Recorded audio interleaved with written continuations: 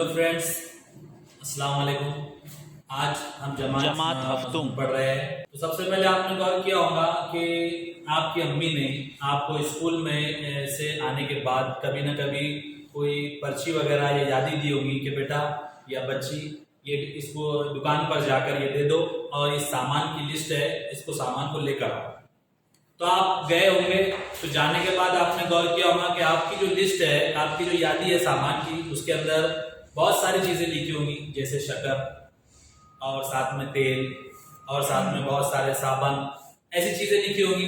तो आपने गौर किया है कि जब आप किराना दुकान के दुकानदार को पर्ची देते हैं और पर्ची लेकर जो दुकानदार सामान निकालता है, तो क्या आपने गौर किया है कि वो साबुन को वजन में रख के गिनता है या तेल को जो है वो वजन के ऊपर रखे किलो में गिनता है?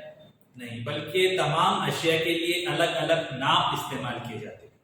तो आज जो है इसी सबक के अंदर जो है हम साइंस मजमून के तहत नाप के बारे में मालूमात हासिल करेंगे। लेकिन उसके पहले मैं आपको बताता चलूँ कि आइए हम जाते हैं एक किराना दुकान के ऊपर और देखते हैं कि किस तरह से जो है बहुत सारी अशिया के लिए अलग अलग नापों का इस्तेमाल किया जाता है और अशिया को गिनने और शुमार करने के लिए नाप किस तरह कारआमद होते हैं और रोजमर्रा जिंदगी के अंदर हम किस तरह से नापों का इस्तेमाल करते हैं और नापों के शुमार के जरिए हम किस तरह से रोजमर्रा जिंदगी को हमारे आसान बना सकते हैं। Thank you friends.